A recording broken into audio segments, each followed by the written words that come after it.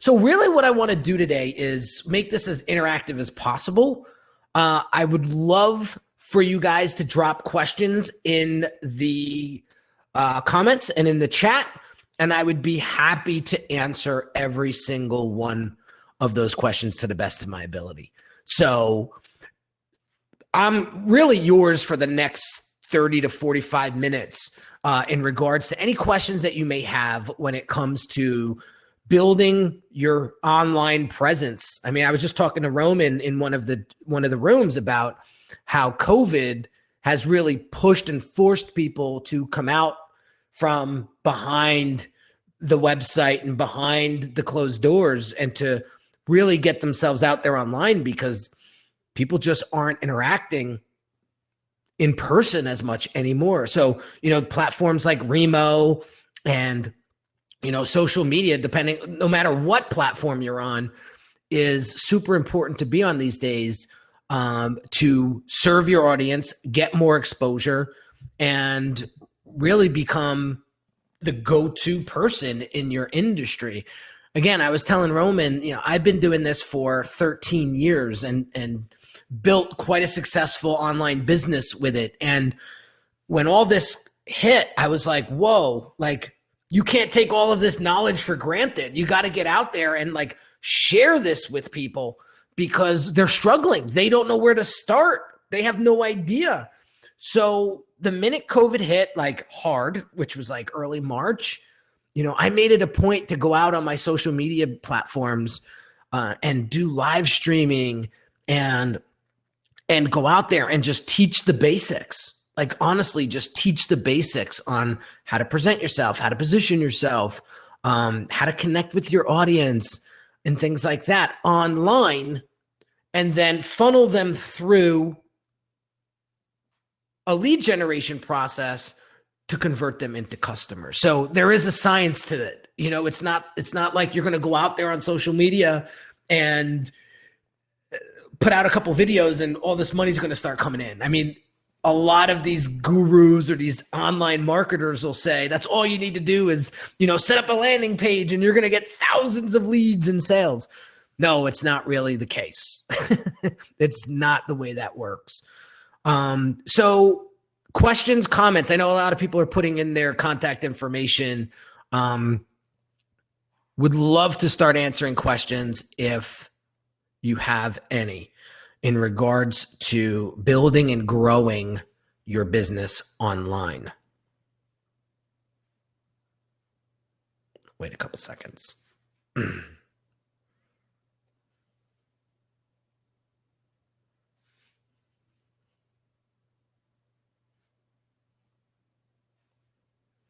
What can people do to build their brand in a remote world? Great question. The first thing that I would suggest you do is really identify deeply who it is that you're trying to serve, okay? One of the big problems I see when clients come my way is they don't have a real clear understanding of who it is that they're trying to help. When I ask people who's your ideal client, and they give me these really broad answers, I know right away that's why they're struggling. The way Nina explained my bio to everybody in the beginning is the first part of it. So notice she said, coaches, consultants, speakers, authors, personality brands, that is my specialty. I've been able to do this successfully for myself. I've been able to teach hundreds of entrepreneurs over the past 13 years on how to do it for themselves. So I feel really confident in that space. So I focus all of my marketing and my attention to those people. So when I put out content online, whether it be a blog post or a podcast or an Instagram post or anything like that, I'm speaking to one person, okay? And that is my ideal client. So that's where you need to start first, is really identifying who it is that you want to serve, okay? Second thing you want to do is ask yourself, why would somebody invest? Sorry about that. My talk's going crazy. I got landscapers in the front, contractors in the back. It's a crazy day here at the house. the next thing you really want to do after you've identified who your client is what are their pains? What are their struggles? What are some of the questions that they have regarding the services that you provide? And what are some of the common objections that people have before they buy with you? I think the biggest thing that you should be posting on social media, hold on one second.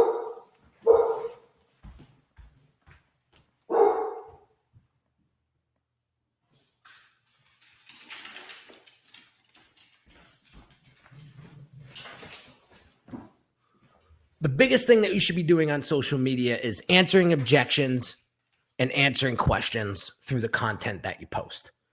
Those are the two biggies, because what's going to happen is your social media platforms are going to be resources and guides for the folks that really, really need your help.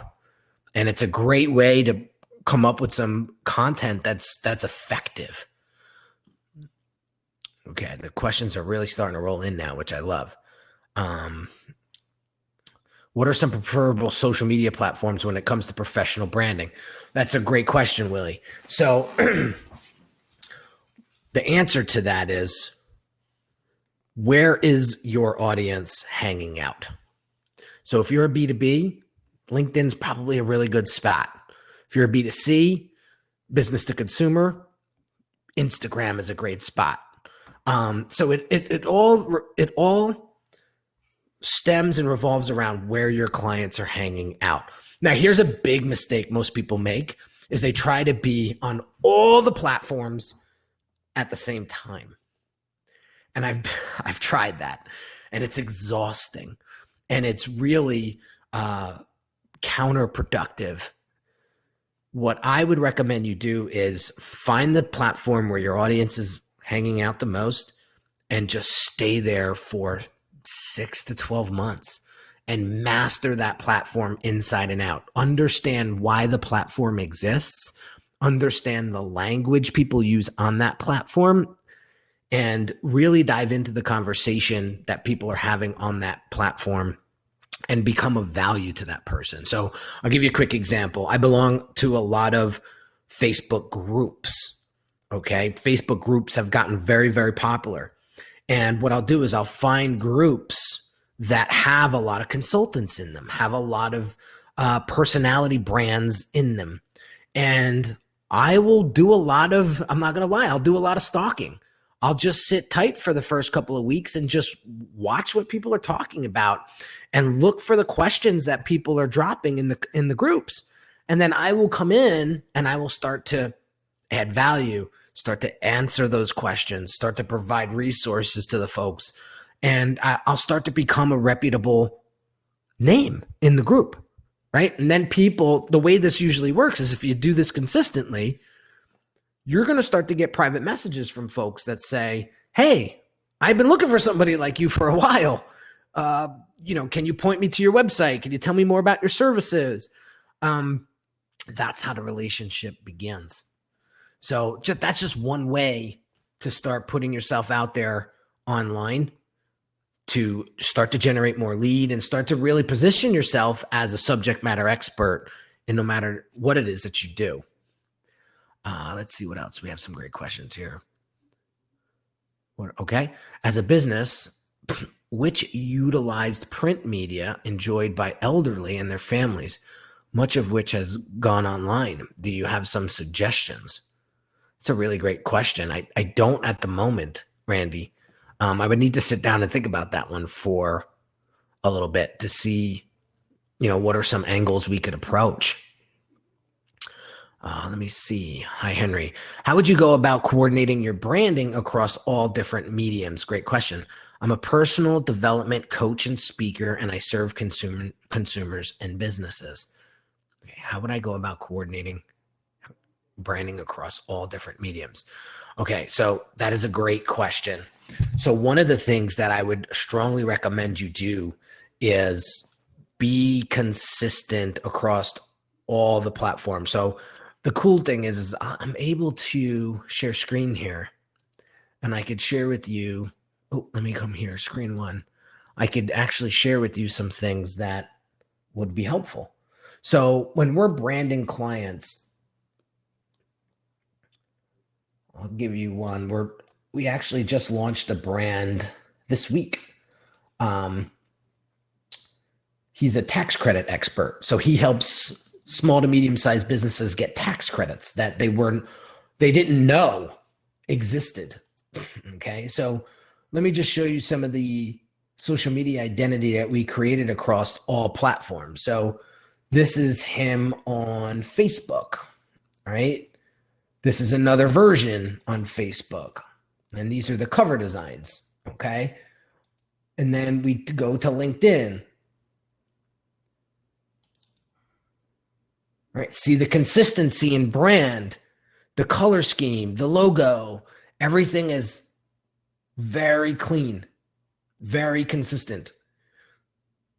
So I don't know if you have somebody that does graphic design, but what you would want to do is you would want to create these cover designs across all platforms and make sure that they're super consistent. So somebody knows exactly where to go and they'll type in your name and they'll see your logo, they'll see your color scheme, and they'll be like, aha, I'm in the right place. Here's Twitter. Same thing. And what we like to do is show these mock-ups so the client can actually see what the design's going to look like in real life. So I'm a big mock-up person. But we literally created this brand from scratch. I mean, from logo design to color scheme to imagery, everything. So keeping that consistent look and feel is so important. All right. So okay. I saw some interesting Facebook ads about creating an online coaching business by pre-recording material so that the business can be scaled. Have you tried this? Aiden, yeah, that's a great question. So it's a clean model on how to develop online courses and online materials. So I'll share with you the successful way that I did it that brought in quite a bit of revenue last year. So I had all this knowledge in my head. I didn't know what to do with it. And I had to figure out, well, how am I going to create a course, an online course that will generate passive income? And I was like, well, where do I start? So here's what I did. I went and I looked at everybody that was kind of doing what I was doing, just from different angles, because I'm not the only person that does, brand strategy and development and execution. So I went and I literally bought their courses. And I went through every single one of them and I took notes and I was like, oh, I love this. I hate this. And then I would go to the next course and I would do the same thing. And I started to see how they were outlining things and I saw the gaps. And I opened up a Google document and I started to outline my course. Okay. And then I started to create content following sort of what I was seeing other people do, but obviously making it mine. I share personal experiences. I share case studies. I share things that are, proprietary to me, right? And I start to build this out. Now, how do I launch it? So I put the whole course together, and you could use platforms like Teachable. There's a platform out there called ClickFunnels that you'll be able to upload online courses to and content to create your course. There's Kajabi. There's all these platforms where you can upload content, upload videos and documents and all of that stuff and actually build out your course.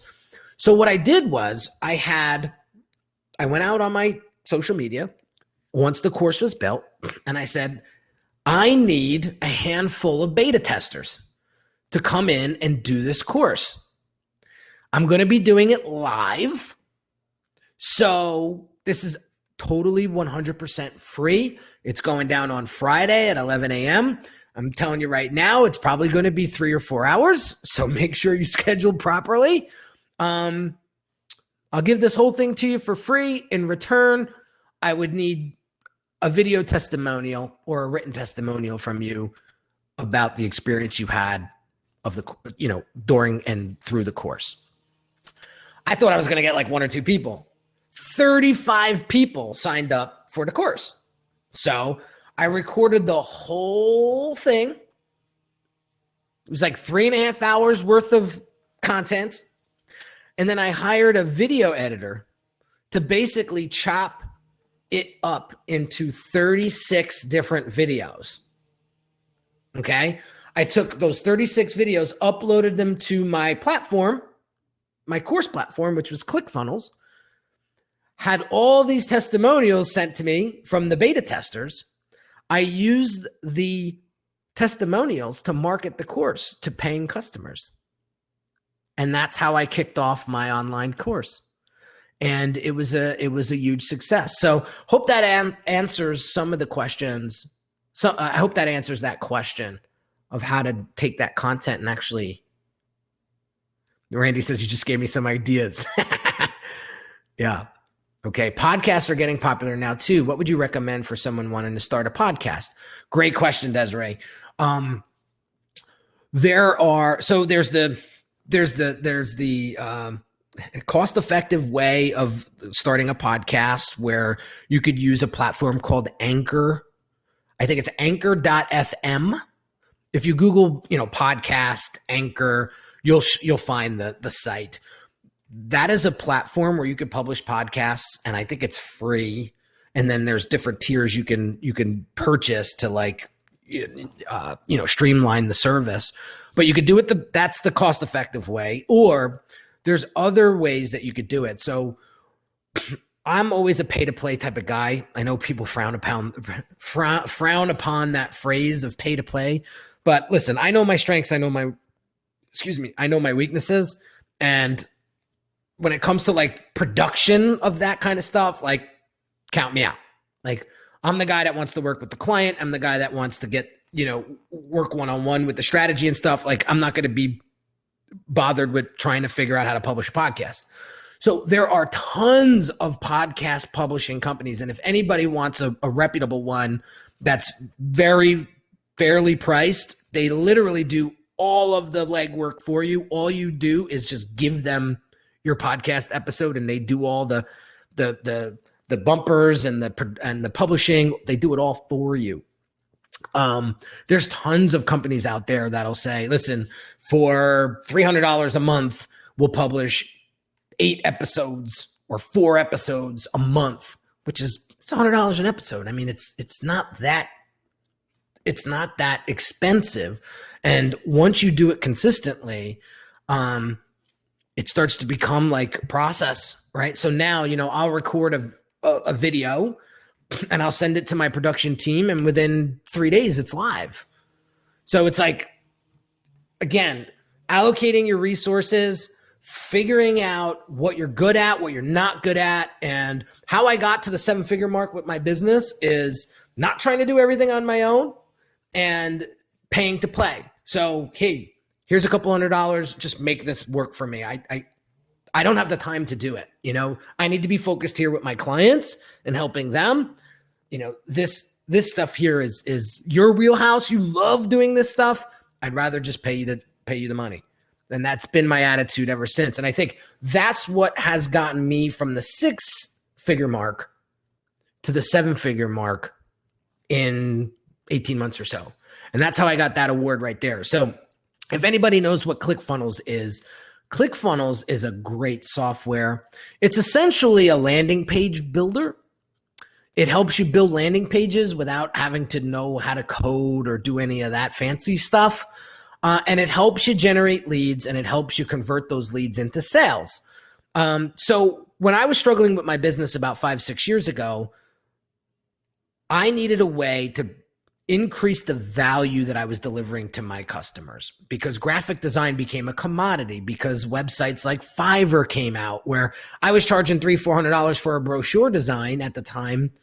And now you could go on Fiverr and outsource it overseas and get the brochure for $5. So I immediately, as a graphic designer, became a commodity. So how do I get out of that mess and start charging a premium for my service? Well, you have to figure out what is your client's needs, wants, pains, challenges, and how can I increase the value that I deliver with my services? So I found this landing page builder that I saw a lot of people using, but they didn't know how to design beautiful landing pages. They were using these scammy, spammy looking templates.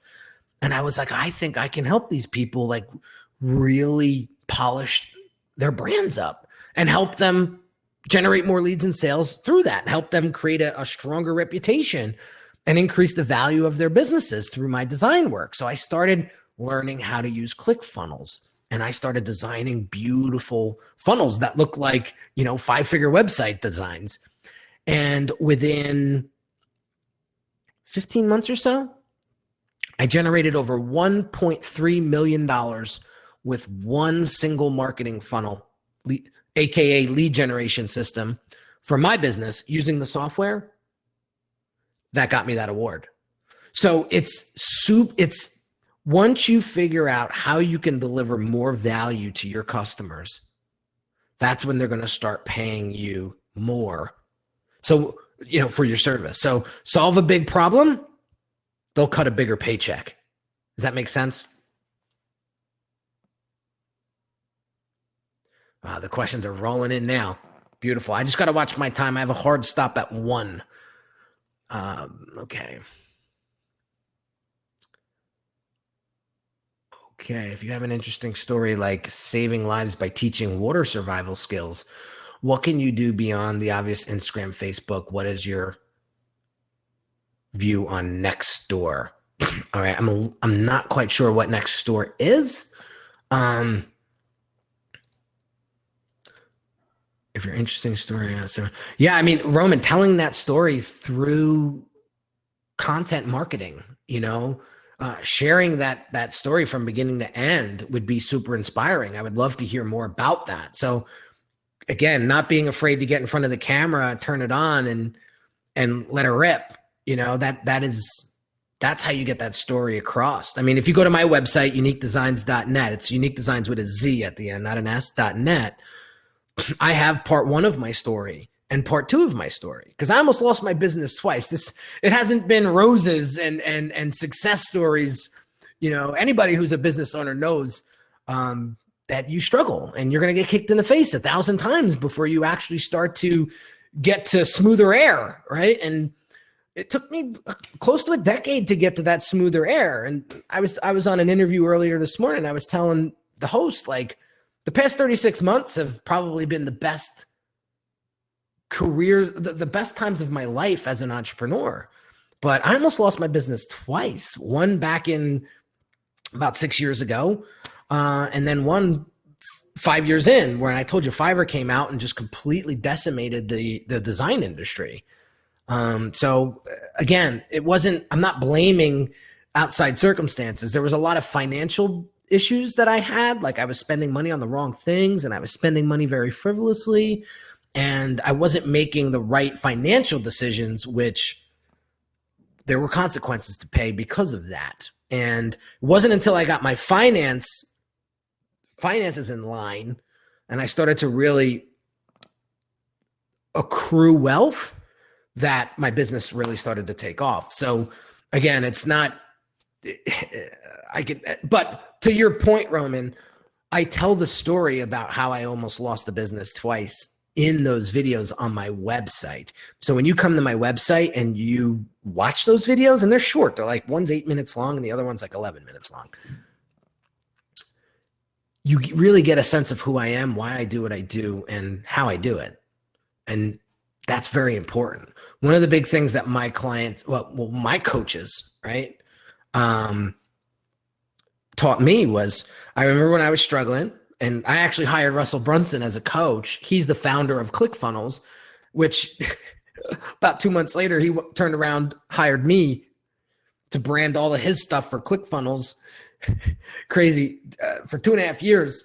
And it was like, it was probably 2 months after I finished all of that branding work, ClickFunnels hits $100 million in revenue in sales. It's unbelievable. But one of the things that Russell said to me as he was coaching me, he was like, Henry, I'm at your website right now. And it wasn't the website that you see today. It was an earlier iteration. He was like, man, your work is gorgeous. I mean, beautiful design. I've never seen a website this insane before, especially from a graphic designer. But where are you on the site? There's no personality. Like you have this big, teddy bear type of personality, but you have a strong personality too. But I don't see any of that on your website. All I see is just pretty design. So how do I pick you over the other graphic designer that may be a couple $100 cheaper than you? Now it just comes down to price, right? And you never want to compete on price. Never want to compete on price. You want to compete on value. You want to compete on value. Because when you compete on price, it's a race to the bottom, right? So you got to show them why this is the case, why you're more expensive, right? And you do that through case study. You do that through throwing salt on the wounds. This is where I got my sales acumen up because, nobody likes a used car salesman, right? Nobody likes the guy that's trying to like put their hand in, down your pocket into your wallet and grab money out of your, right? Nobody likes that. But when you show the urgency as to why they should buy your product or service, magic starts to happen. I'll give you a quick example. So my son, he turns 3 today. But when he was starting to walk, we had to put gates up around the house. And again, busy guy. I don't have time to go room to room and set up these gates. I just don't. So my wife hires this company to come. So they walk around the house and they take a survey of the house and they said, what rooms do you want gates and so on and so forth. And as they're walking around the house, they're telling us these horrible stories of these young babies dying because they didn't have gates in the house. So now me and my wife are looking at each other like, oh my God forbid. So we're like, what are we looking at as far as, cost here? And they were like, well, it's about $1,000 to do all of this. And we'll be out of here in about 2 hours. Okay. Sign me up, coach. So we cut the check and like, we never thought about it again because we were like, God forbid, we don't want that to happen to our, right? Now they probably had 4 more stops that day at $1,000 a pop on average. It's a $5,000 day. It's a hell of a racket if you ask me, but they knew how to sell. They showed the urgency in why it is important for you to buy from them. So very important when you're putting out your messaging and marketing to show that, right? Some good feedback. Thank you. Amen. How does building your personal brand differ from building your business brand? It's a great question. I get that question a lot. I will tell you this. Your business is simply an offshoot of who you are as a person.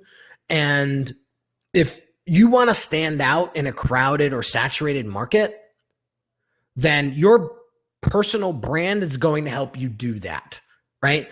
You'll hear a lot of people talk about branding in the sense where, you have to have a sharp logo and you have to have a beautiful website and you have to have like all these like things for your brand.